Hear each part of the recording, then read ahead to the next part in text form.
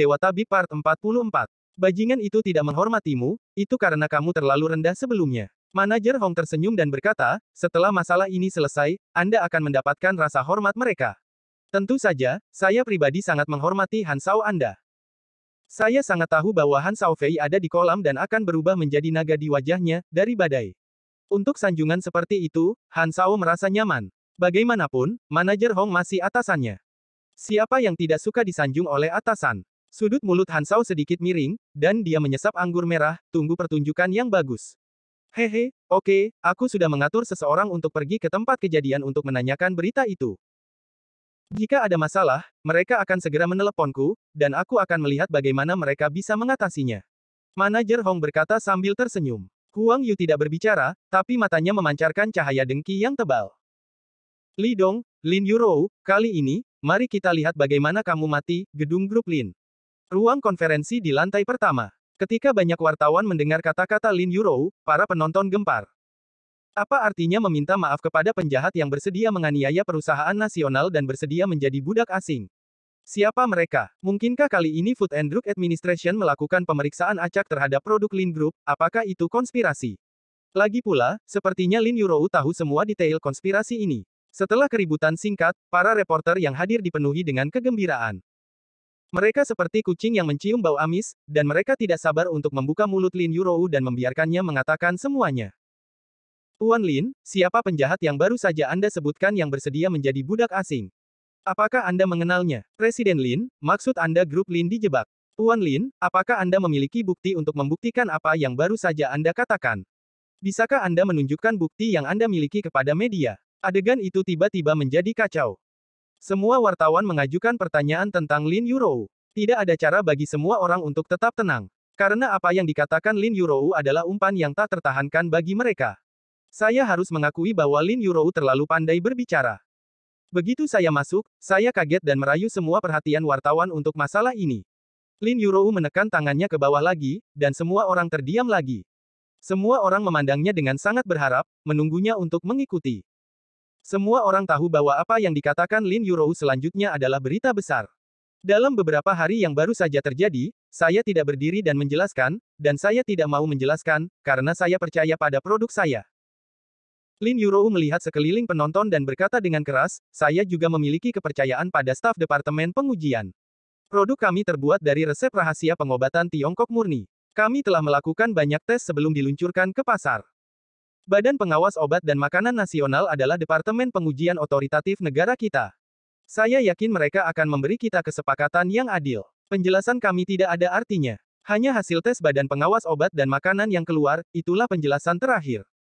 Tidak ada yang berbicara. Semua orang menatapnya. Dalam hal ini, itu bukan berita berat, hal-hal berat masih akan datang. Lin Yurou berhenti, dan melanjutkan, hanya saja staf kami telah menanyakan administrasi obat beberapa kali, dan jawaban yang mereka dapatkan masih diperiksa, dan tidak ada cara untuk mengeluarkan hasil untuk saat ini. Akibatnya, produk kami mengalami krisis kepercayaan, dan penjualan turun hampir setengahnya.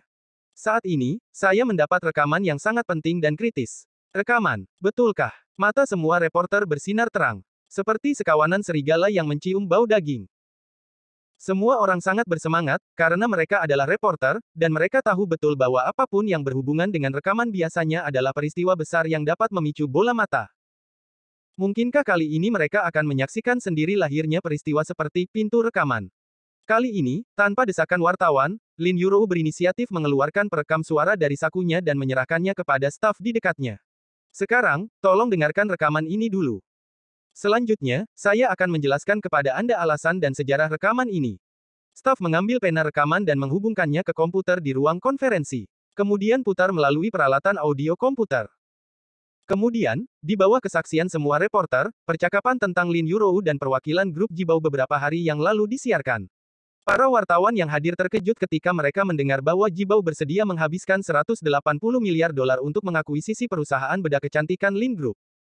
Namun, yang tak terduga adalah itu. Lin Yurou menolak permintaan akuisisi dari perwakilan Jibao. Kemudian, suara Han Shao muncul. Dengan nada mengancam yang sangat mendominasi dan tak terkendali, Lin Yurou diminta untuk menjual perusahaan bedah kecantikan. Apalagi di depan Lin Yurou, dia menjelaskan secara rinci bahwa jika dia tidak menjual, dia akan membalas dendam. Namun, sebuah episode kecil juga muncul di tengah. Ketika suara pria aneh muncul dan bertanya pada Han Shaomai apakah dia bisa menjual ayahnya, semua orang tertawa terbahak-bahak. Banyak orang menahan perut mereka untuk waktu yang lama sebelum melepaskan energi mereka. Akhirnya, rekaman selesai. Penonton terdiam sejenak, dan kemudian meledak. Satu batu mengaduk 1000 gelombang. Semua reporter menunjukkan kemarahan di wajah mereka, dan hati semua orang dipenuhi amarah. Ternyata inilah kebenaran yang sebenarnya. Ini adalah konspirasi melawan grup Lin, konspirasi telanjang. Ini adalah balas dendam yang dinyatakan sebelumnya. Bolehkah saya bertanya, masalah ini melibatkan perusahaan kelompok kebutuhan sehari-hari terbesar di dunia, dan ancaman intimidasi seorang tuan muda misterius dengan latar belakang pejabat tingkat tinggi ke grup Lin. Berita macam ini akan menjadi berita viral di mana-mana. Semua reporter merasa bahwa perjalanan ini berharga. Benar saja, Tuan Lin adalah Tuan Lin, dan dia sudah menjadi blockbuster jika dia tidak berbicara. Rekaman ini adalah hadiah yang bagus untuk teman-teman reporter di antara penonton. Berita ini sudah cukup bagi mereka untuk hype untuk sementara waktu. Pada saat ini, manajer Departemen Perencanaan Grup Lin melangkah maju dan berkata ke mikrofon, "Oke, selanjutnya adalah sesi tanya-jawab, tetapi Anda perlu mengangkat tangan untuk mengajukan pertanyaan, jika tidak suara-suara itu saling terkait dan Lin selalu tidak bisa mendengarmu dengan jelas. Tidak akan ada cara untuk menjawab pertanyaan dari teman media, kan?" Tiba-tiba seseorang mulai bertanya. Seorang reporter cantik mengenakan Little Red Riding Hood mengangkat tangannya. Staf memberi isyarat bahwa dia bisa mengajukan pertanyaan, dan reporter cantik itu berdiri, "Tuan Lin, dari mana Anda mendapatkan rekaman ini?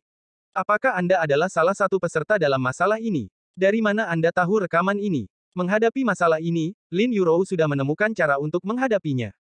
Untungnya, pelanggan perusahaan kami berinisiatif untuk mengirimkannya kepada kami setelah mengetahui tentang nasib grup Lin. Lin Yurou tersenyum dan berkata, "Saya sangat bersyukur bahwa dalam periode yang luar biasa ini, begitu banyak teman yang mendukung grup Lin bersedia untuk maju dan mundur bersama kami." Pelanggan grup Lin, bagaimana dia merekam percakapan ini? Tanya reporter itu lagi. Saat itu, saya sedang bernegosiasi dengan perwakilan Jibao Group, dan tempat negosiasi berada di ruang pertemuan, yang dibagi menjadi beberapa area. Semua pelanggan yang datang ke perusahaan akan beristirahat di sana atau berdiskusi dengan rekan-rekan kami. Nada bicara Lin Yurou tenang, jadi, ketika saya berbicara dengan perwakilan grup Jibao, ada pelanggan lain di sekitar. Dikatakan bahwa pelanggan sedang bermain dengan pena rekaman yang baru saja dibelinya. Setelah mendengar percakapan kami, dia ingin mencoba efek pena rekaman dan merekam percakapan kami. Justru karena tindakan tidak disengaja pelanggan inilah dia menyelamatkan krisis yang dihadapi oleh grup Lin dan memberitahu semua orang kebenarannya. Jika tidak, biarkan saya menceritakan kisah orang dalam. Apakah semua orang akan mempercayainya? Lin Yurou mengatakan bahwa rekaman ini dikirim oleh kliennya, terutama karena dia tidak ingin orang lain berpikir dia terlalu licik. Lagi pula, jika Anda dapat merekam rekaman ini terlebih dahulu, berarti Anda juga akan merekam percakapan pelanggan lain. Pada saat itu, begitu reputasi ini menyebar, siapa yang berani membicarakan bisnis dengan Lin Yurou? Tentu, penjelasan ini naif, dan banyak orang akan meragukan keasliannya. Namun, selama Lin Yurou tidak mengakuinya, masalah ini perlahan akan memudar.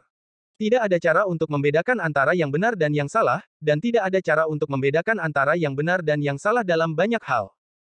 Tuan Lin, kami tahu dari isi rekaman ini bahwa ini adalah konspirasi yang disengaja untuk menjatuhkan grup Lin. Seorang reporter bertanya, "Kalau begitu Tuan Lin, bisakah Anda mengumumkan identitas sosok misterius yang menggunakan kekuatan untuk menekan orang lain dan menggunakan konspirasi untuk menjebak grup Lin?" Tidak, Lin Yurou menggelengkan kepalanya. Mengapa? Seorang reporter dengan janggut berdiri dan bertanya, "Baru saja Presiden Lin mengatakan bahwa dia adalah penjahat yang bersedia menjadi budak asing, jadi mengapa Anda menyembunyikan identitasnya untuknya?" "Karena aku tidak tahu identitasnya." Lin Yurou tersenyum dan berkata, "Namun, saya pikir dia harus menjadi orang dengan banyak latar belakang. Jika tidak, bagaimana kita bisa mencapai sesuatu dengan mengatakan sesuatu? Saya pikir satu-satunya orang dengan kemampuan ini adalah Tuhan dan dewa-dewa kita dan Buddha." Sekarang sepertinya bukan itu masalahnya. Mendengar ejekan Lin Yurou, semua reporter tidak bisa menahan tawa. Dalam masyarakat terpusat, kekuasaan lebih besar dari hukum dan langit. "Permisi, Presiden Lin, apakah Anda akan menuntut Jibao untuk persaingan tidak sehat seperti itu?" Tanya reporter lain. "Iya, Departemen Hukum kami sedang melakukan pekerjaan ini." Lin Yurou mengangguk, "Hanya saja kami hanya memiliki bukti rekaman ini di tangan kami. Tidak ada cara untuk membuat perusahaan yang tidak bermoral membayar terlalu banyak, tetapi ini mewakili sikap kami. Dia berhenti dan melanjutkan, ini mewakili sikap kami yang tidak takut terhadap kekuasaan dan perusahaan multinasional. Kami tidak akan tunduk pada kekuatan jahat, kami juga tidak akan menjual perusahaan bedah kecantikan kami. Saya, Lin Yurou, akan memimpin grup Lin untuk terus bergerak maju dengan berani. Tujuan kami adalah menjadi nomor satu di China, nomor satu di dunia timur, dan bahkan nomor satu di dunia. Untuk pertama kalinya, Lin Yurou menunjukkan ambisinya di depan umum. Meneriakkan slogan untuk menjadi yang pertama. Nah, itu akhir dari konferensi pers hari ini. Lin Yurou memandang semua reporter dan berkata dengan keras, saya harap teman-teman dari media dapat membantu kami menghilangkan desas-desus, dan Biro Pengawasan dapat mengeluarkan laporan pengujian sesegera mungkin. Saya pikir setelah rekaman ini dirilis, efisiensi kerja mereka harus lebih cepat. Semua orang tertawa lagi. Kata-kata bos cantik ini benar-benar tajam, ledakan. Kaca itu jatuh ke dinding dan langsung pecah. Cairan merah mengalir di wallpaper emas, seperti uang yang berdarah. Ekspresi Han Shao sangat buruk. Bahkan, fitur wajahnya terdistorsi, seperti binatang buas yang terluka mengaum, pelacur bau itu, dia berani membodohiku, namun, tidak ada yang membujuk atau menanggapi kemarahannya. Karena wajah Huang Yu juga jelek, karena ini adalah sesuatu yang tidak dia pikirkan. Manajer gemuk Hong itu bahkan lebih bodoh, duduk di sana seperti abu mati. Setelah hal seperti itu, dia sekarang tidak dapat melindungi dirinya sendiri. Baru saja, dia menerima telepon dari situs konferensi pers, Lin Yurou benar-benar memiliki bukti rekaman. Kali ini, Han Shao ditanam, dan dia ditanam, bahkan reputasi Jibao telah menderita kerugian besar, dan dia akan menghadapi bencana karena dia dili. Tidak sulit untuk membayangkan bahwa Jibao pasti akan mendorongnya keluar untuk pasar di dunia timur dan untuk menenangkan kemarahan orang-orang. Atau, bahkan Lucy yang datang bersamanya akan terlibat. Pemecatan itu pasti, dan merupakan hanya berkah tidak di penjara. Sao Han, sepupu, Huang Yu melompat dari sofa, cepat, bicaralah dengan pamanmu, hanya dia yang bisa membantumu. Jika hal seperti itu terjadi, Huang Yu tidak akan diadili, tetapi dia bahkan lebih ketakutan. Karena Han Shao kembali dari luar negeri untuk membeli perusahaan bedah kecantikan dengan nama grup Lin, dialah yang membawa lini tersebut. Jika bukan karena dia, Sao Han tidak akan kembali, apalagi hal seperti itu. Jika kejadian ini menyebabkan Han Shao dipenjara, dia akan mati. Ketika saatnya tiba, pamannya dan para tetua dalam keluarga pasti akan membuatnya tidak bisa makan. Kamu belum membunuhnya. Han Shao tidak memiliki kasih sayang sedikit pun untuk Topaz sekarang. Jika bukan karena dia membujuk dirinya untuk kembali, bagaimana dia bisa menyebabkan keributan? Sepupu, aku tahu ini salahku, ini semua salahku. Huang Yu menangis dan berkata, kamu bisa memukulku dan memarahiku, tetapi sekarang bukan waktunya untuk bertanggung jawab. Setelah reporter melaporkannya nanti, akan terlalu sulit bagi kami untuk kembali. Tolong hubungi pamanmu dengan cepat. Dia menyesal sekarang bahwa dia seharusnya tidak menyeret Han Shao ke dalam air untuk membalas dendam terhadap grup Lin. Tapi sekarang sudah terlambat untuk mengatakan apapun. Satu-satunya kesempatan adalah membiarkan ayah Han Shao pergi, mungkin masih ada kesempatan. Aku tahu bagaimana melakukannya, kamu tidak perlu mengajariku. Han Shaoman meraung marah. Dia juga tahu bahwa masalah ini tidak dapat berlarut-larut, jadi dia segera mengeluarkan ponselnya dan memutar nomor telepon. Ketika Han Shao dan yang lainnya buru-buru menghubungi penyelamat mereka, Li Dong dan Lin Yurou sudah tiba di pemandian air panas Wushan. Alasan datang ke sini adalah karena Shen Yun baru saja menelepon Lin Yurou, mengatakan bahwa dia telah kembali dari Shanghai dan sekarang dalam perjalanan ke pemandian air panas Wushan. Biarkan Lin Yurou pergi dulu, dan dia akan tiba nanti. Meskipun Lin Yurou dan Shen Yun sudah lama tidak saling ketemu. Namun, sekarang mereka berdua telah menjadi teman baik, Lin Yurou tentu saja senang datang ke Laut Cina Timur untuk menemukannya di sumber air panas. Jadi, sangat jarang dia meninggalkan bisnis perusahaan yang sibuk dan datang ke pemandian air panas Wushan bersama Li Dong, bersama dengan Xiao Bai, beberapa eksekutif senior, dan beberapa saudara seperti kepala besar. Dalam kata-kata Lin Yurou, menjadi bahagia sendirian tidak sebaik orang lain. Selama periode waktu ini, Xiao Bai dan yang lainnya juga sangat keras. Mereka adalah orang kepercayaan Lin Yurou di perusahaan. Jika mereka memiliki kesempatan untuk bermain, Lin Yurou secara alami akan membawanya. Datu dan beberapa saudara laki-laki menemukan tempat yang cocok untuk waspada, Xiao Bai dan beberapa rekan wanita pergi ke pemandian air panas dalam ruangan di sebelah untuk berendam, sementara Lin Yurou berada di kamar sebelah. Sister Shen belum tiba, apakah kita mulai berendam? Jangan menunggunya. Lin Yurou telah berganti pakaian dan melihat keluar dari waktu ke waktu. Dia mengenakan bikini dan masih terbungkus handuk mandi, nyaris tidak membungkus dirinya dengan erat. Tidak apa-apa. Melihat kamu sangat lelah selama periode waktu ini, mari kita berenang untuk menghilangkan rasa lelah. Li Dong tersenyum. Pada saat ini, Li Dong sudah turun ke kolam dan mulai berendam. Dia telanjang, bersandar di tepi kolam, menyipitkan mata untuk menikmati. Lin Yurou menatap Li Dong, ragu-ragu untuk turun. Ini adalah area pribadi, dan setiap sumber air panas adalah kamar pribadi independen. Tapi meski begitu, Lin Yurou masih tidak berani masuk ke air, terutama karena dia merasa sedikit malu. Meskipun dia tidur di ranjang yang sama dengan Li Dong setiap kali dia melakukan perjalanan bisnis, kontak dekat semacam ini masih jarang, dan masih ada di dalam air. Apa yang kamu lakukan dalam keadaan linglung? Li Dong tidak mendengar gerakan Lin Yurou memasuki air, dan berkata ringan, setelah perendaman selesai, biarkan teknisi memijatmu untuk merilekskan tubuh dan suasana hatimu, sehingga kamu bisa bekerja lebih baik. Oh. Lin Yurou menjawab dengan suara rendah, menggigit bibirnya, dan masuk ke dalam air. Li Dong membuka matanya dan melihat Lin Yurou masih terbungkus handuk mandi, dia tidak bisa menahan cemberut, mengapa kamu basah kuyup seperti ini? Apa yang kamu inginkan? Lin Yurou bertanya. Handuknya dilepas. Apa? Lin Yurou tersipu cantik, tapi dia masih menuruti kata-kata Li Dong dan merobek handuk mandinya. Tiba-tiba, kulitnya yang seperti susu terbuka. Bahkan jika dia tidak menyentuhnya, Li Dong bisa merasakan betapa halusnya kulitnya. Li Dong menatap langsung ke arah Lin Yurou, tatapan panas itu membuat wajah Lin Yurou memerah. Kamu, apa yang kamu lihat? Lin Yurou berjongkok dengan cepat, hanya menunjukkan satu kepala, menyembunyikan sosoknya yang sempurna di dalam air. Dia tidak berani mendekati Li Dong, karena takut binatang buas dengan mata berbinar itu mau tidak mau memakannya. Aku menjadi lebih baik dan lebih baik. Li Dong kau tertawa terbahak-bahak. Karena itu, aku telah tidur dengan gadis ini berkali-kali, dan dia belum mengukur sosok Lin Yurou. Kamu, cabul. Kamu tidak boleh menonton. Wajah Lin Yurou menjadi lebih merah, dan dia menghela nafas. Li Dong berpikir bahwa pemilik pemandian air panas Osan juga benar, apa yang dilakukan untuk membangun kolam sebesar itu. Buat lebih kecil, lebih baik sekitar 1 meter atau lebih. Dalam hal ini, dia dan Lin Yurou dapat berendam saling tatap muka. Oke, aku tidak akan menonton.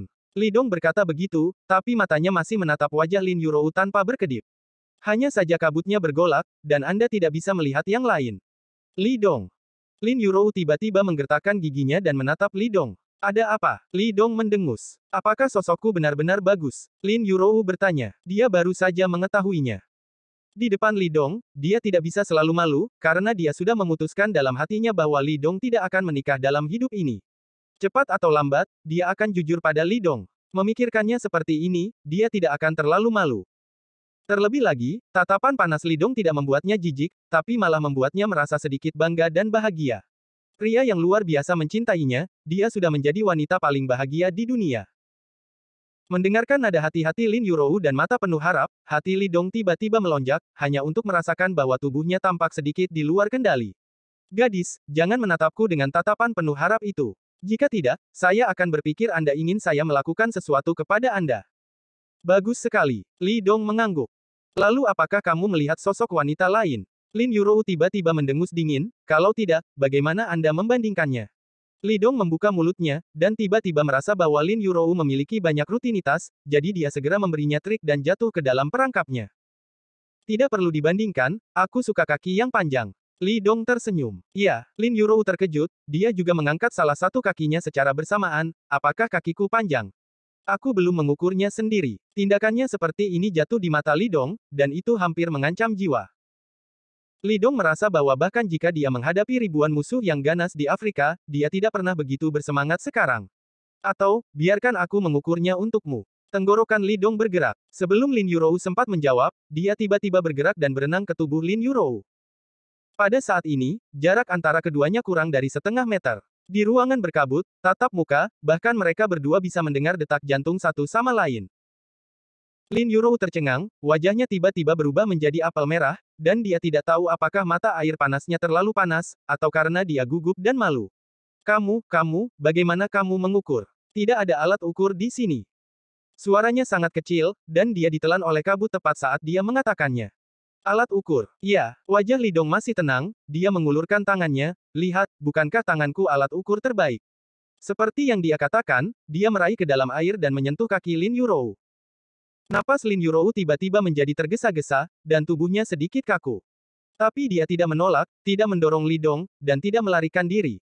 Ini, energi. Lin Yurou menggigit bibir merahnya, jantungnya berdebar kencang, dan matanya hampir menetes. Tentu saja Anda bisa, lihat, 1 dasi, 2 dasi, Li Dong tampak serius.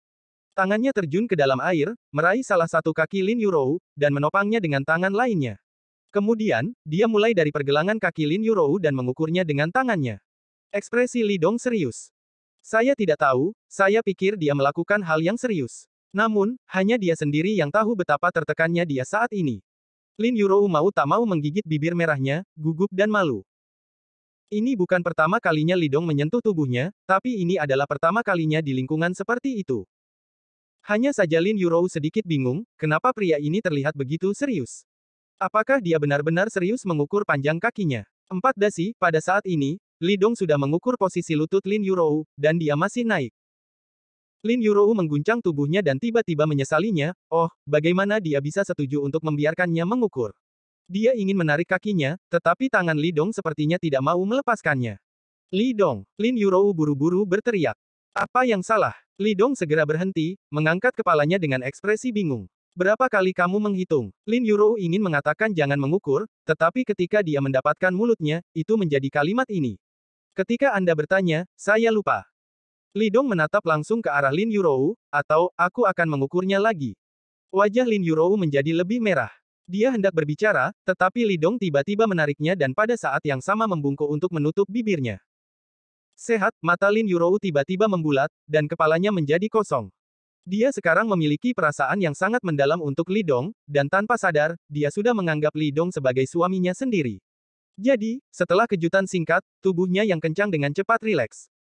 Dan, mulai merespon. Dia menjadi emosional. Li Dong sangat gembira dan akan mengambil langkah selanjutnya. Tapi pada saat ini, ada ketukan di pintu. Mendengar ketukan di pintu, Lin Yurou segera pulih, dan buru-buru mendorong Li Dong menjauh, dan menarik dirinya ke dalam kolam, hanya menunjukkan separuh kepalanya dengan ekspresi gugup di wajahnya.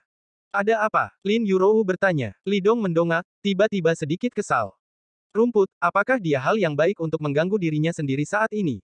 Sejak kembali dari Shanghai, Li Dong sudah lama tidak dekat dengan Lin Yurou. Sekarang dia akhirnya memiliki kesempatan untuk lebih dekat dengan Lin Yurou. Siapa yang akan mengganggu perbuatan baiknya? Tidak apa-apa, kamu bisa bersantai di sumber air panas, aku akan pergi melihatnya.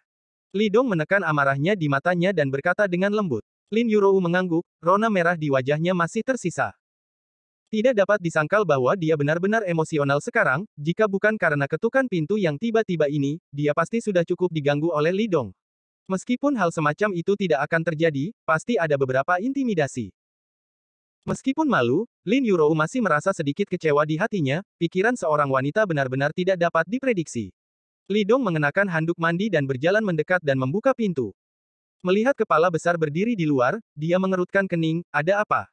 Menurut pemahaman Li Dong tentang kepala besar, tidak ada yang sangat penting, dan dia tidak akan mengganggu dirinya sendiri tanpa alasan. Seseorang mencarimu. Kepala besar itu berkata dengan bodoh, di mana? Di luar.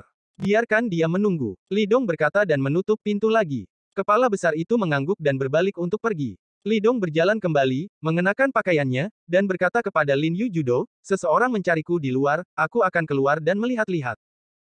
Kamu berendam di sini dulu, dan aku akan kembali lagi nanti. Iya, Lin Yurou mengangguk patuh. Setelah mengenakan pakaiannya, Li Dong membuka pintu dan berjalan keluar. Tuan Li, saat Li Dong berjalan keluar, seorang pria parubaya dengan setelan jas dan sepatu kulit serta kacamata berlari dengan cepat.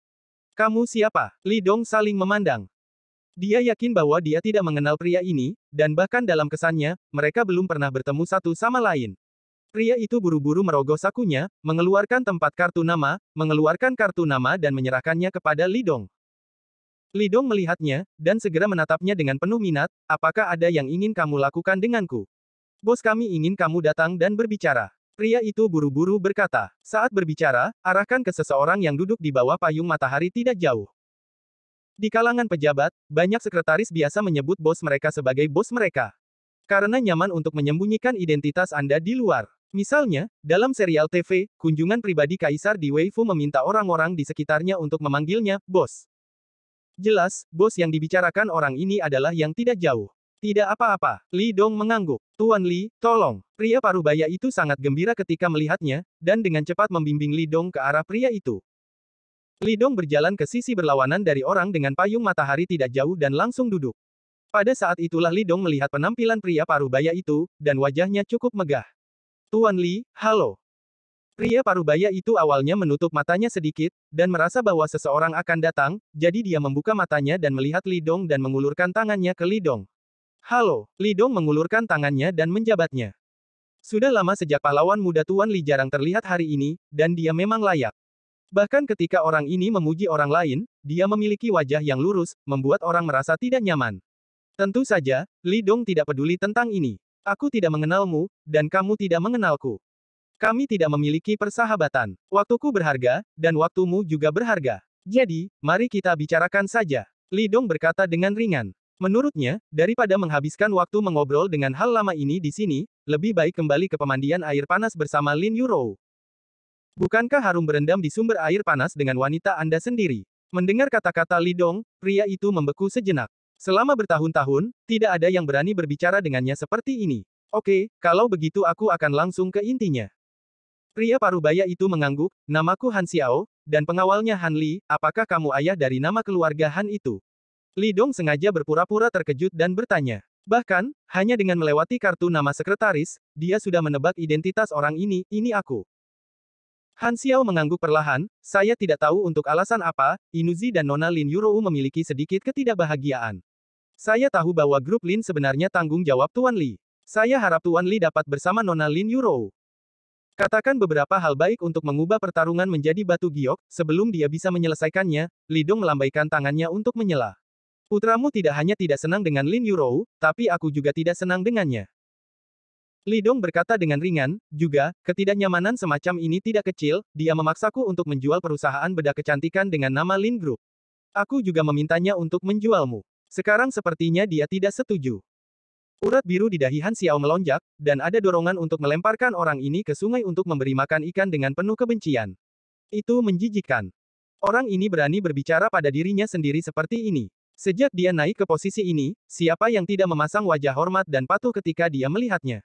Bahkan bosnya dan lawannya harus menambahkan kawan setelah kata Han Xiao ketika dia menyebut dirinya sendiri.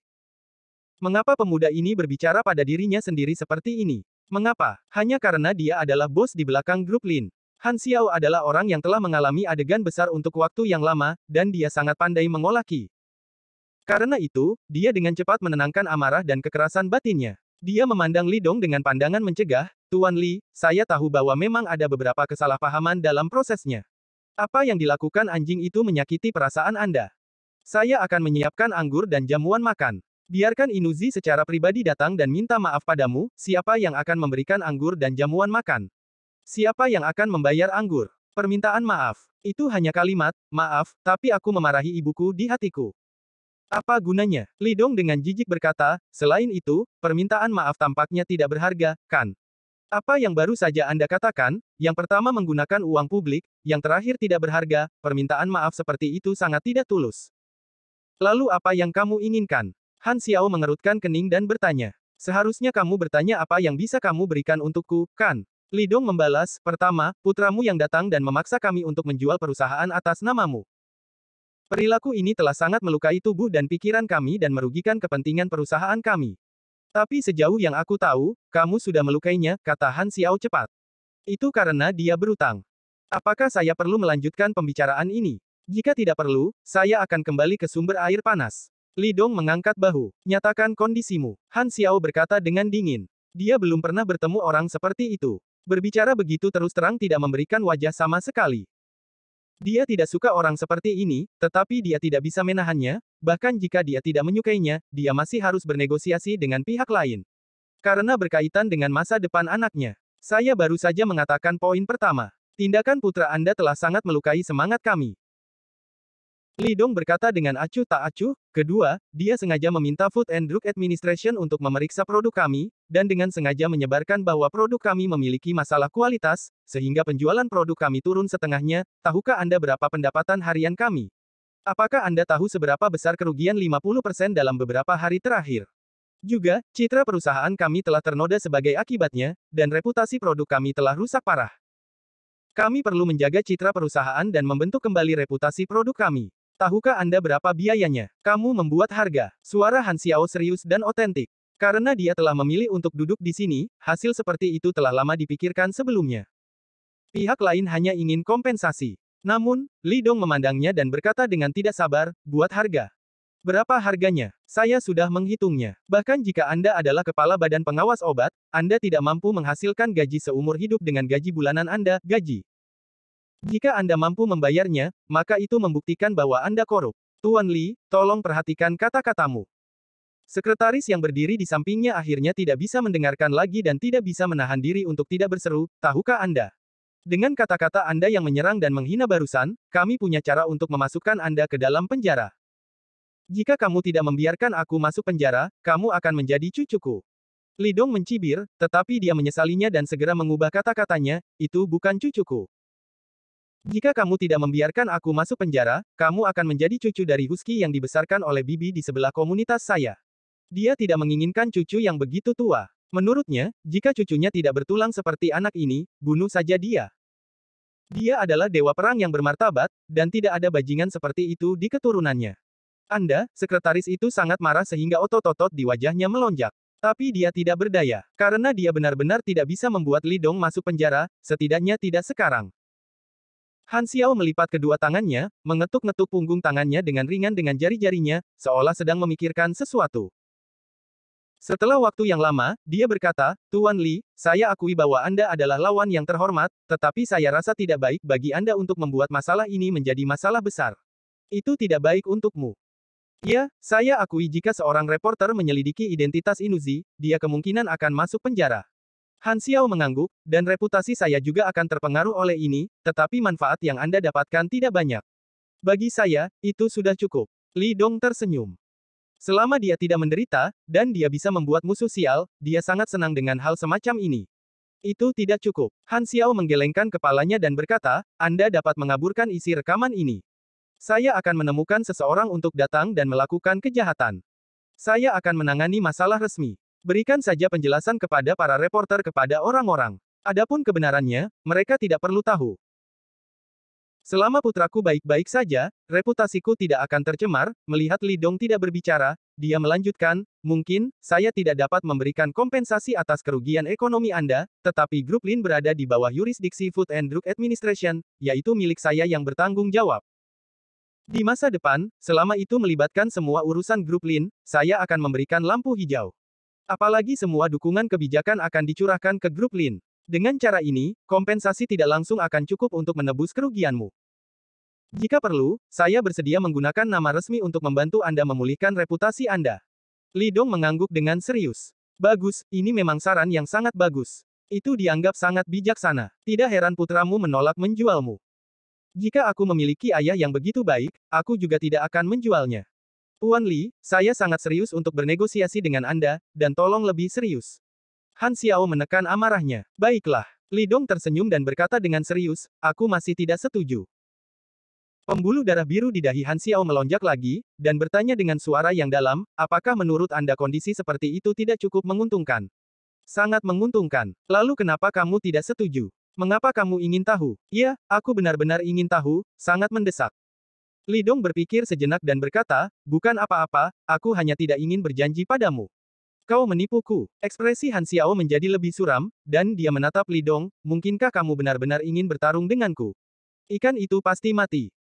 Li Dong menyempitkan senyumnya dan berkata dengan serius, tapi jaringnya pasti tidak akan putus, bila tidak percaya, coba saja.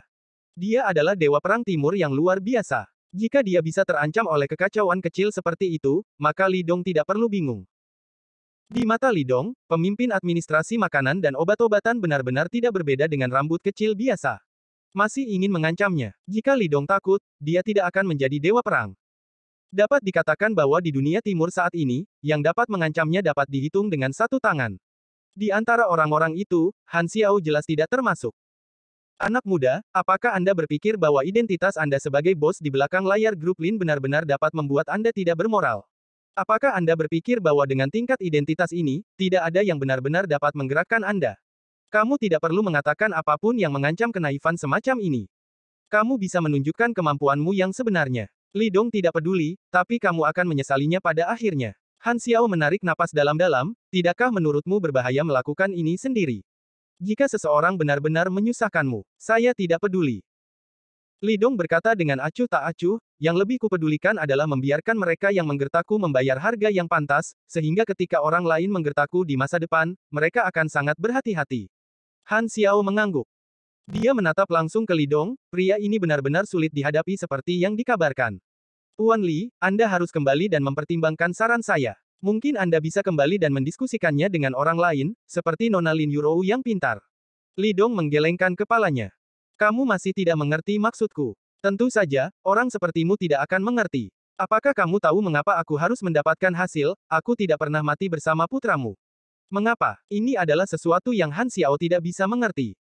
Kami tidak takut pada pesaing, tetapi kami takut pada budak asing seperti anak Anda. Wajah Li Dong serius dan dengan dingin berkata, jika perusahaan kami kalah dalam persaingan yang sah dengan Jibao, kami akan diyakinkan, tetapi jika dikalahkan oleh konspirasi komunitas kita sendiri, kami tidak akan puas. Siapa yang memberikan kekuatan kepada kalian? Ini kami, tetapi putra Anda menggunakan kekuatan ini untuk membantu perusahaan asing dan menggertak dan menekan kami. Apa perbedaan antara perilaku ini dan pengkhianat? Yang paling penting, dia mengancam wanita saya, dan pada titik ini, saya akan bersedia mati bersamanya tanpa henti. Kata-kata tulus dari lubuk hati. Han Xiao menghela nafas tentu. Li Dong mengangkat bahu, jadi aku tidak bisa membiarkan dia pergi, kamu tetap tidak menyia-nyiakan pikiranmu. Kamu masih muda, dan kamu tidak tahu tentang menyerah dan berkompromi.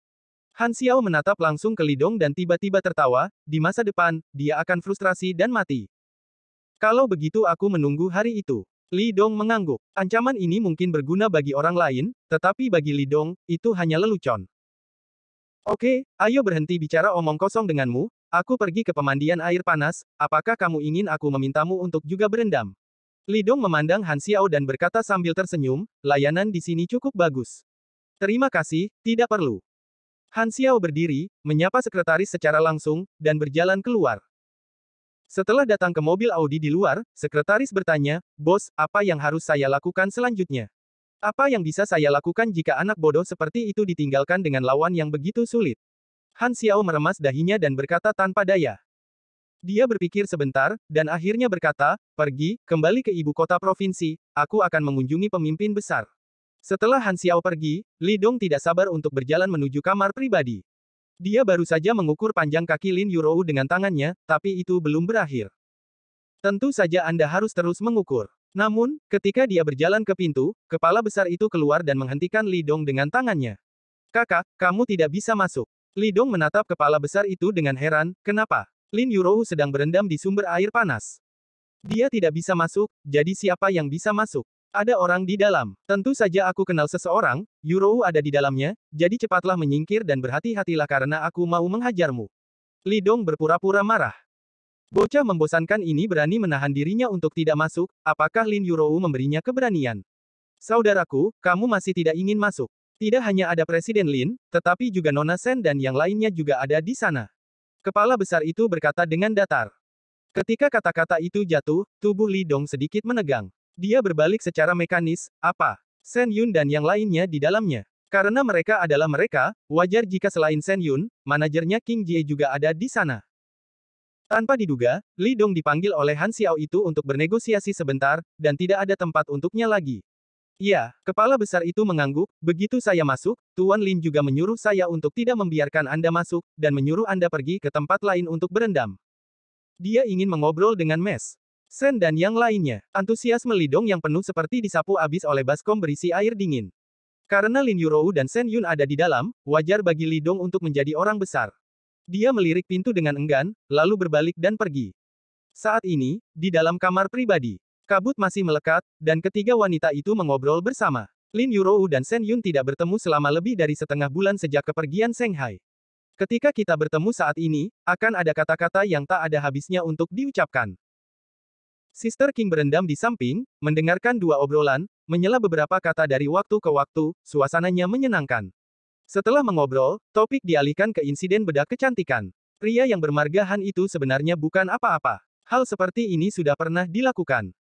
Jika pada revolusi sebelumnya, dia akan menjadi pengkhianat.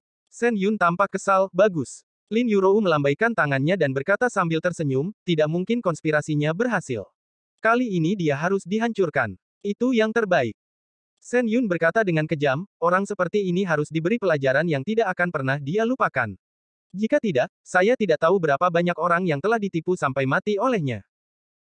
Shen Yun telah memakan terlalu banyak anak-anak kaya itu, atau pejabat generasi kedua yang menderita kerugian. Dia tidak memiliki kasih sayang untuk anjing-anjing yang menggertak orang lain. Sementara mereka membicarakan masalah ini, sebuah berita hangat muncul di internet, di TV, dan di stasiun radio besar. Berita ini tentu saja tentang konspirasi grup Lin. Grup Lin dijebak, ternyata merupakan pengambil alihan yang tidak bersahabat oleh raksasa internasional, 1000 penjaga melawan 1000 penjaga, pencuri keluarga sulit dijaga, grup Lin hampir berisiko kehilangan tangannya sendiri, gerbang rekaman mengungkapkan konspirasi yang mengerikan. Produk Lin Group memiliki masalah kualitas, yang sebenarnya dimanipulasi oleh karakter misterius, satu persatu headline yang mengejutkan, satu persatu laporan mendalam, satu baris sindiran, dan setiap kata menyentuh hati orang. Bos kecantikan Lin Yurou awalnya adalah tempat materi yang menarik perhatian penonton, menambahkan kata-kata seperti konspirasi, pembingkaian, pintu rekaman, pejabat misterius dan sebagainya, tiba-tiba meledak di internet. Netizen yang tak terhitung jumlahnya memperhatikan. Perhatikan kapan identitas pria di balik layar itu terungkap, ibu kota provinsi. Di kantor, pemimpin besar telah tenggelam dalam teh, dan tidak berbicara. Suasana tenang ini telah berlangsung selama lebih dari 10 menit. Di seberang pemimpin besar, duduk seorang pria parubaya dengan wajah agung. Tapi pria parubaya ini masih sangat berhati-hati di depan para pemimpin besar. Dia adalah Han Xiao yang telah berbicara dengan Li Dong di pemandian air panas Wushan. Pemimpin, masalah ini benar-benar salah paham. Tuan Hong, manajer Jibao Greater China, yang memimpin tim untuk membeli grup Lin. Anak saya hanya dipanggil oleh mereka, jadi dia pergi ke grup Lin untuk menemukan Lin Yurou. Nona membahas akuisisi. Han Xiao melihat bahwa pemimpin ibu kota provinsi tidak berbicara, dan akhirnya mau tidak mau memecah kesunyian. Pemimpin besar itu bahkan tidak memandangnya, masih minum teh. Tak berdaya, Han Xiao melanjutkan, pernyataan yang dikatakan putraku memang agak salah, tetapi itu hanya beberapa komentar marah dari pemuda itu dan tidak bisa dianggap serius. Aku tahu Tuan Li pernah bertemu denganmu dengan pemimpin besar. Dalam kapasitasmu, selama dia tampil sebagai pembawa damai, dia pasti akan rela menyerah. Apakah Anda sudah berbicara dengan Tuan Li? Pemimpin itu tiba-tiba bertanya. Berbicara, Han Xiao mengangguk. Dia tidak perlu menyembunyikan hal semacam ini, dia juga tidak bisa menipu orang lain. Mungkin dia telah melihat janji Li Dong sejak lama. Lalu apa yang dia katakan? Tanya pemimpin itu. Dia masih sedikit marah, Han Xiao berkata, namun, ini juga hal yang normal, anak muda, siapa yang tidak marah? Haha, aku akan memesan jamuan makan di hotel, dan membiarkan anjing itu pergi dan membayar mereka. Saat itu juga. Saya berharap bahwa pemimpin besar akan membantu dan membuat perjamuan. Langkahnya adalah kurva untuk menyelamatkan negara. Dia berpikir bahwa meskipun Li Dong tangguh, tetapi menghadapi para pemimpin besar ibu kota provinsi, bagaimanapun dia harus menunjukkan wajah. Seperti kata pepatah, tidak ada gunanya memakan orang yang bertangan pendek. Selama mereka makan, minum, dan meminta maaf kepada putranya, tidak ada gunanya Li Dong marah, kan? Namun, beberapa hal di dunia tidak seindah yang dibayangkan. Itu artinya, Tuan Li tidak setuju. Pemimpin itu tanpa ekspresi. Dari wajahnya, Anda tidak bisa melihat perubahan suasana hati sedikit pun. Jadi, saya tidak tahu apakah dia bersedia membantu ini, atau tidak mau menjadi pelobi sama sekali. Mungkin dia belum berbelok di tikungan. Han Xiao tersenyum dan berkata dengan otentik, dengan pemimpin besar yang keluar, tentu saja tidak akan ada masalah lagi. Pemimpin akhirnya mengangkat kepalanya, matanya jatuh ke wajah Han Xiao, matanya terbakar. Sikap Tuan Li adalah kunci dari masalah ini. Jika dia setuju untuk berdamai, maka semuanya akan damai. Jika dia tidak mau berhenti di sini, dia harus mendapatkan hasil. Aku juga tahu itu sulit, jadi aku memohon pada pemimpin tua itu untuk menyelesaikannya. Han Xiao berkata sambil tersenyum. Apakah Anda tahu identitas asli Tuan Li? Tanya pemimpin itu. Bos di belakang grup Lin. Han Xiao menjawab tanpa sadar. Tapi kemudian ada desahan di hati saya. Jika itu hanya bos grup Lin, tidak ada gunanya bertanya pada pemimpin besar. Mungkinkah Li Dong memiliki identitas lain yang tidak dia ketahui? Dia tidak membiarkan siapapun menyelidiki Li Dong sebelumnya, tetapi mengetahui dari putranya Han Xiao bahwa Li Dong adalah bos grup Lin. Tentu saja, bahkan jika dia pergi untuk menyelidiki, dia tidak dapat menemukan identitas asli Li Dong, karena dia belum memiliki kualifikasi seperti itu. Akan lebih bagus jika itu hanya seorang pengusaha sederhana. Pemimpin itu menghela nafas, apakah kamu tahu bagaimana He Kun mengundurkan diri? Han Xiao terkejut lagi, He Kun, tentu saja dia akrab dengan nama ini. Karena ini adalah pemimpin kedua terakhir ibu kota provinsi. Berbicara tentang pemimpin kedua itu, kita harus berbicara tentang keluarga yang dia dukung di belakangnya, keluarga Zuo di provinsi Tianan di sebelahnya. Namun, beberapa waktu lalu, keluarga Zuo dikalahkan, dan pemimpin kedua He Kun terkena serangkaian sejarah hitam dan langsung mengundurkan diri. Aku tidak tahu. Han Xiao menggelengkan kepalanya. Semua orang tahu berita pengunduran diri He Kun, dan semua orang tahu alasan pengunduran dirinya, tetapi semua orang tidak tahu siapa yang menyebabkan dia mundur. Internal semacam itu, seluruh kepemimpinan, saya khawatir hanya para pemimpin besar dan beberapa orang yang mengetahuinya. Orang-orang setingkat Han Xiao masih belum memenuhi syarat untuk mengetahuinya, karena dia telah menyinggung Tuan Li. Pemimpin itu berkata dengan ringan. Dia ingin memberitahu identitas asli Blidong kepada Han Xiao sehingga dia tidak akan menemukan kematiannya sendiri. Tetapi Lidong pernah memperingatkan mereka bahwa para pemimpin ini tidak boleh memberitahu siapapun tentang identitas mereka sebagai dewa perang, jika tidak mereka akan dihukum sebagai pengkhianatan. Pemimpin, berhenti bercanda denganku, kata Han Xiao sambil tersenyum. Dengan itu, dia pikir pemimpin itu bercanda. Bagaimana mungkin? He Kun dulunya adalah komandan kedua di ibu kota provinsi, bagaimana dia bisa mundur karena dia menyinggung Lidong? Aku serius. Aku tidak bercanda denganmu. Pemimpin besar itu melambaikan tangannya, sejujurnya, identitas Tuan Li lebih besar dari yang kamu kira. Jika Qiaoba tidak mati, dia harus hormat di depan Tuan Li. Mendengar ini, Han Xiao terkejut, wajahnya akhirnya berubah. Dia tidak menyangka bahwa pemuda itu benar-benar memiliki latar belakang yang besar. Jika saya tahu ini masalahnya, saya harus mengubah cara negosiasi. Sepertinya dia masih meremehkan kekuatan anak itu. Pemimpin, saya benar-benar tidak tahu ini sebelumnya, jadi tolong bantu pemimpin, kata Han Xiao cepat. Dia sudah mendengarnya, dan pemimpin besar itu sepertinya tidak mau membantunya. Kamerat Han Xiao, aku mengerti maksudmu, tapi aku masih ingin memberitahumu dengan jujur bahwa aku tidak akan melakukannya sebagai pembawa damai. Pemimpin itu berkata terus terang, apa yang saya katakan tidak berhasil di depannya. Jika Anda benar-benar ingin menyelesaikan masalah ini, sebaiknya Anda membawa putra Anda langsung untuk mengunjungi Tuan Li dan mencoba untuk mendapatkan pengampunan darinya, tentu saja dia tidak bisa membantu ini. Jika hal ini membuat marah Lord of War, dia, pemimpin ibu kota provinsi, tidak dapat melakukannya dengan baik. Dengan kemampuan God of War, memintanya untuk menggerakkan pantatnya bisa dengan mudah dilakukan hanya dengan satu kalimat. Mendengar kata-kata pemimpin besar, Han Xiao membenci di dalam hatinya. Tapi dia masih berkata dengan sangat sopan, "Yah, saya mengerti apa yang dimaksud pemimpin, dan pemimpin itu sibuk dengan tugas resmi, jadi saya tidak akan repot." Pemimpin itu mengangguk, dan tidak bermaksud bangun untuk mengantarnya pergi, bos. Ketika Han Xiao pergi, sekretaris pemimpin datang dan mengisi cangkir pemimpin dengan teh. Kumpulkan informasi Han Xiao dan kirimkan kepadaku. Pemimpin itu menyesap dari cangkir dan berkata dengan ringan. Iya. Sekretaris itu mengangguk. Dia tahu bahwa pemimpin besar akan membuat Han Xiao menjauh. Jelas bukan pertama kalinya putra Han Xiao mengatakan hal bodoh seperti itu di depan Lin Yurou. Keberhasilan sebelumnya membuatnya sombong dan arogan. Dan kesuksesannya harus tidak terlepas dari kekuasaan ayahnya. Memindahkan Han Xiao saat ini tepat, dan tidak akan ada perlawanan sama sekali, keluarga Han. Han Li berjalan di sekitar ruangan, ekspresinya cemas. Ketika semuanya sampai pada titik ini, dia tidak lagi memiliki mentalitas untuk bermain.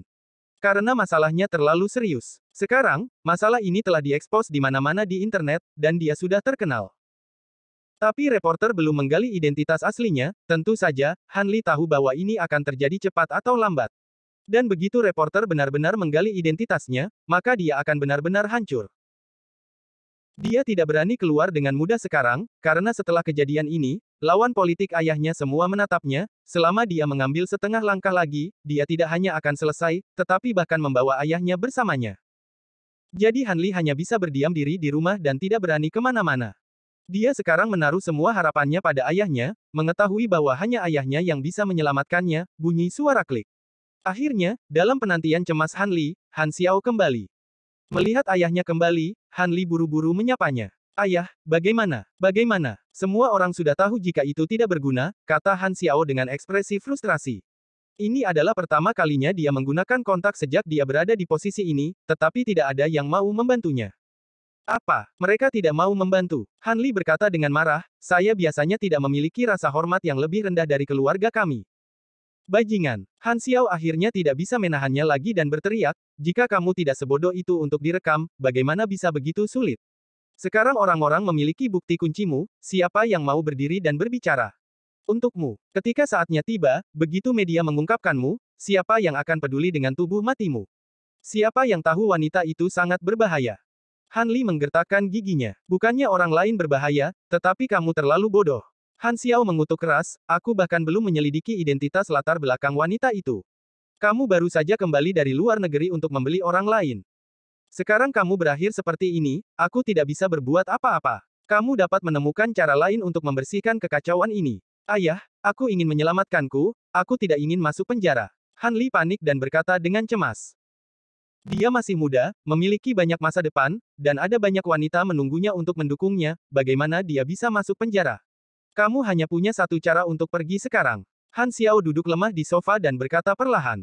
Apa? Han Li tersenyum dan bertanya dengan cepat.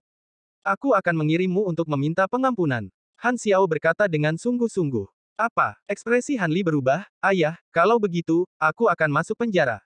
Tapi itu bisa mempertahankan posisiku.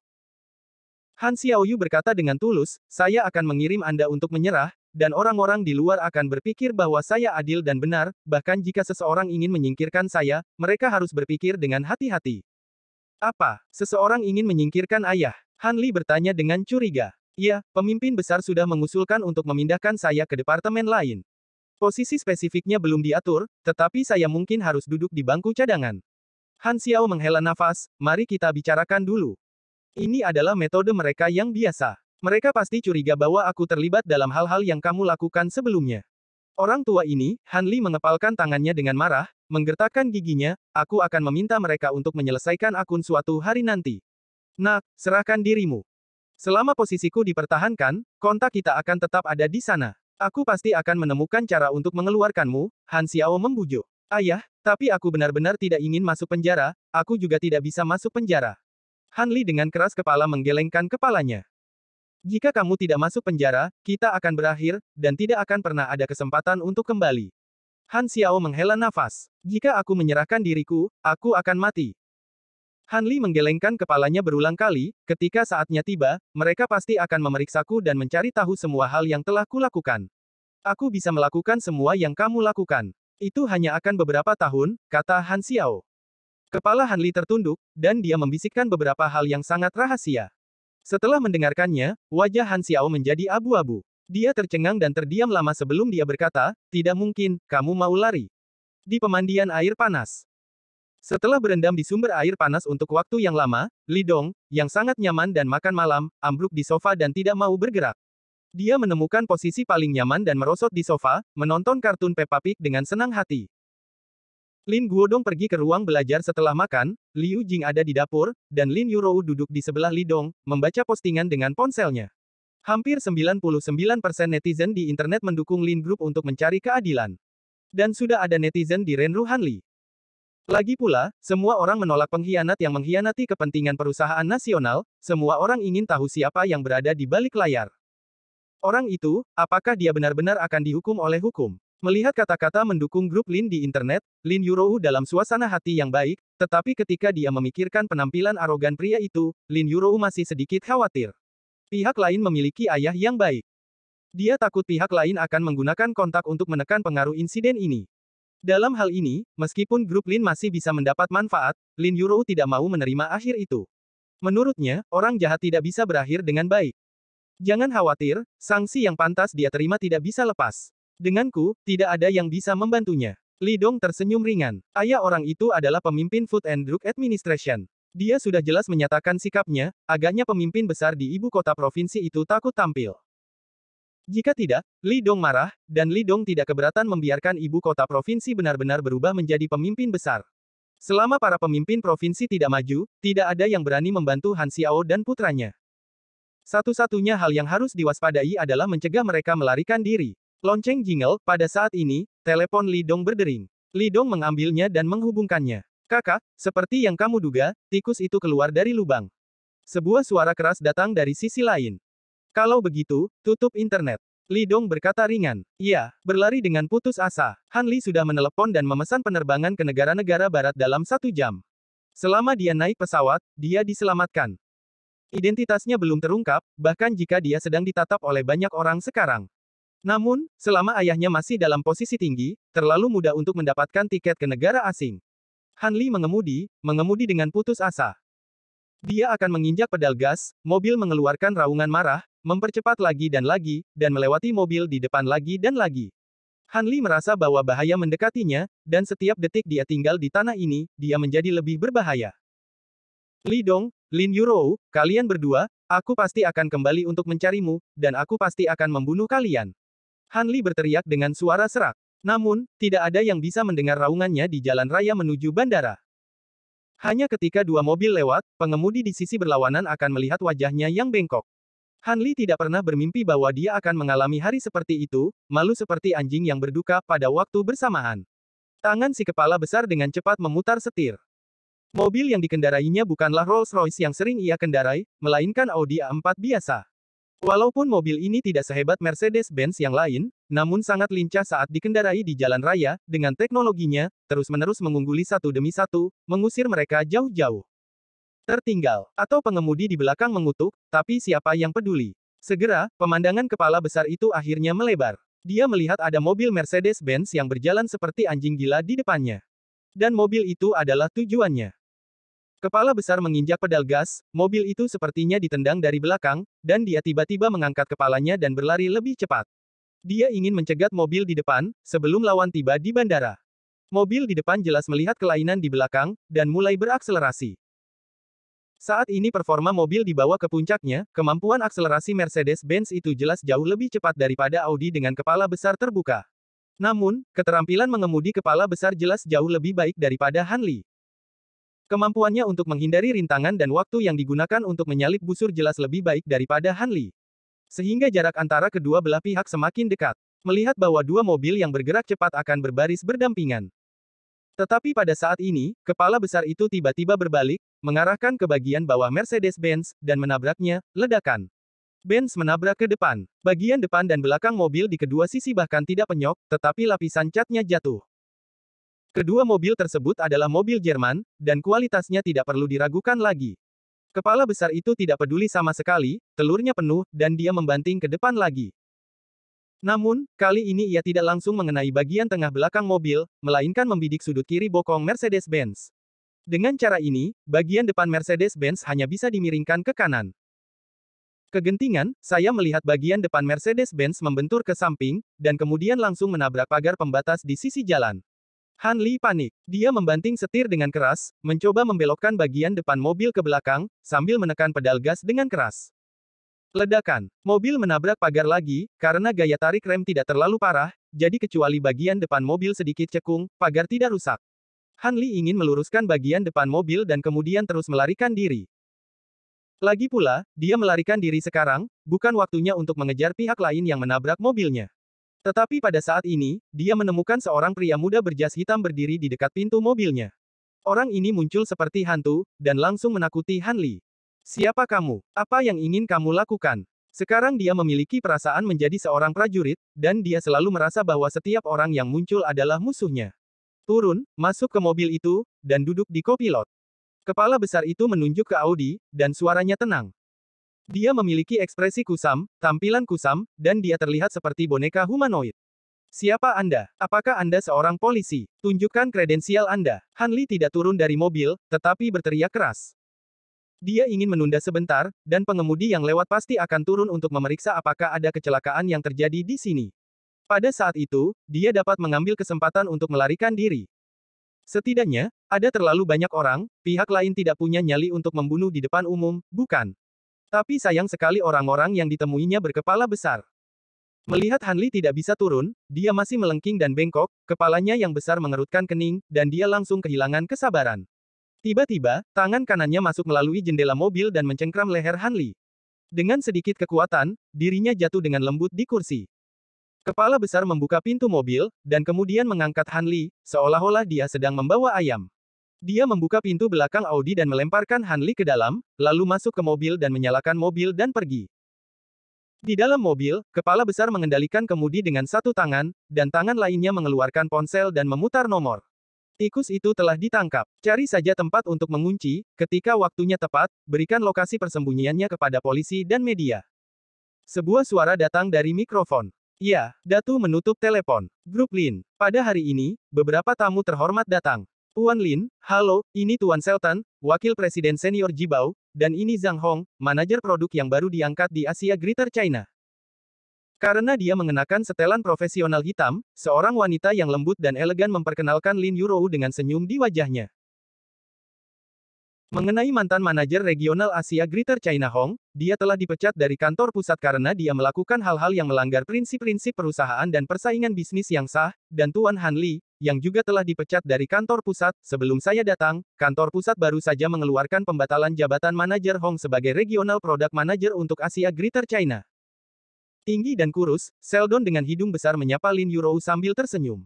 Ada juga Lucy di markas besar yang diturunkan oleh perusahaan karena pengawasan yang tidak efektif. Presiden Lin, tolong percaya pada ketulusan Jibao untuk meminta maaf.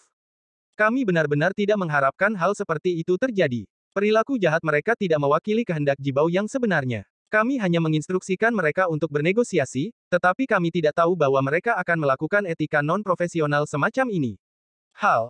Ya, Presiden Lin, setelah kami mengetahui hal ini, kami juga sangat terkejut. Kami tidak percaya bahwa ada orang yang tidak tahu malu di Jibao.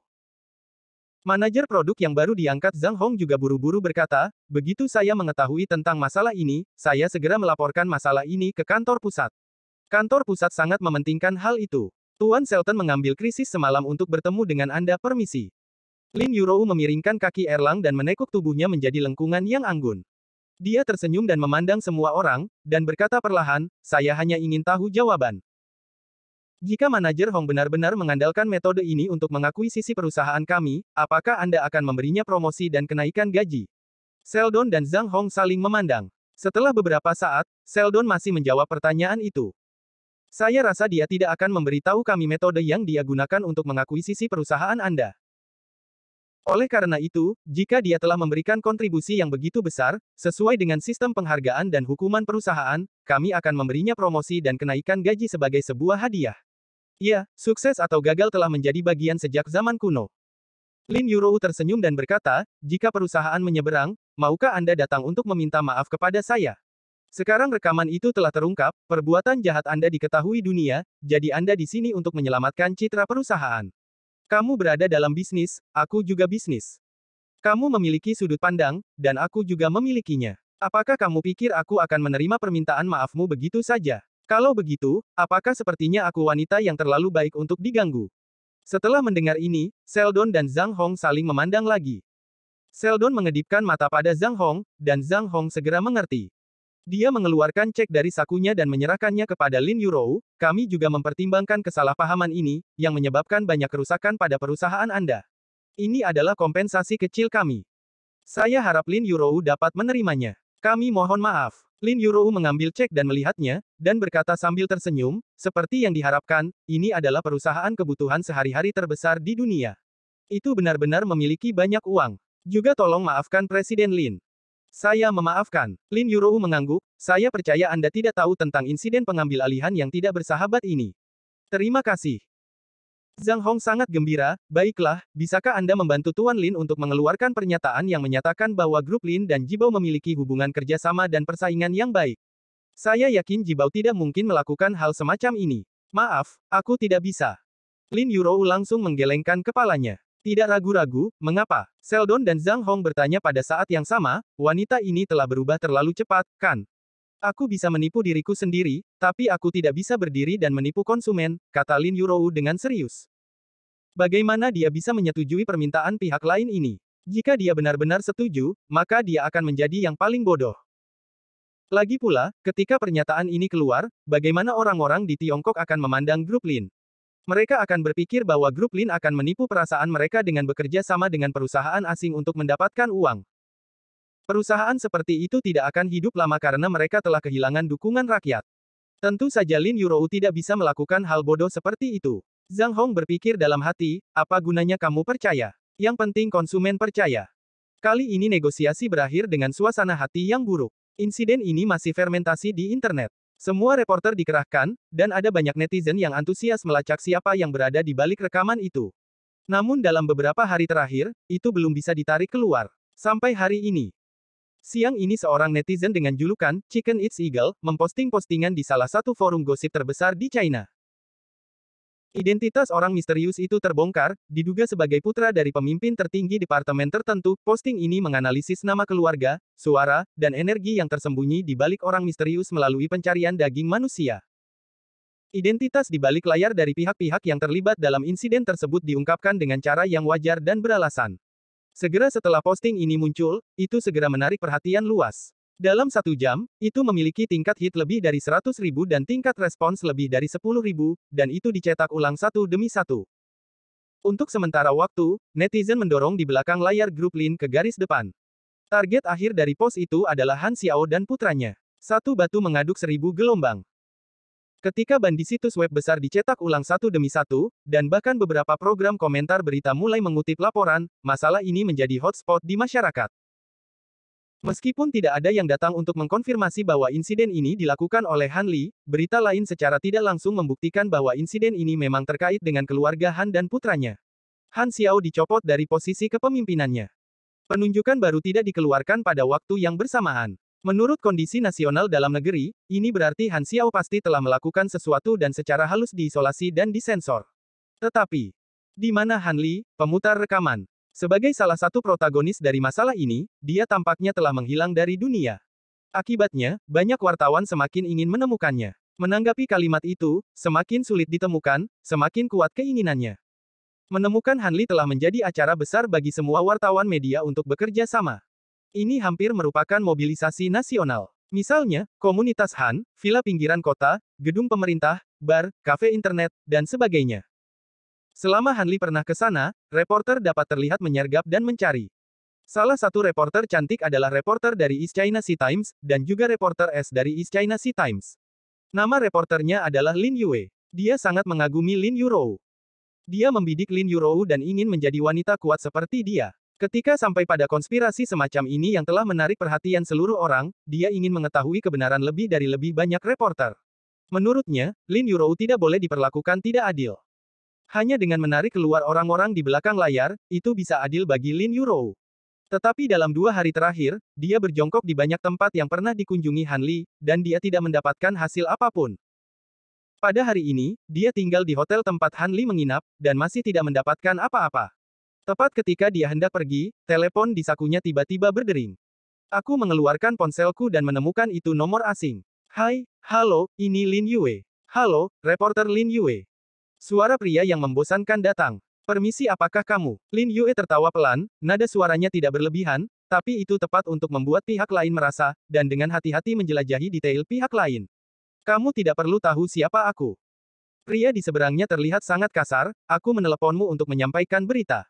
Oh, apa yang ingin kamu katakan padaku? Lin Yue bertanya. Tidak mengherankan bahwa dia telah menerima banyak panggilan seperti itu ke pelapor yang menolak untuk memberitahu identitasnya.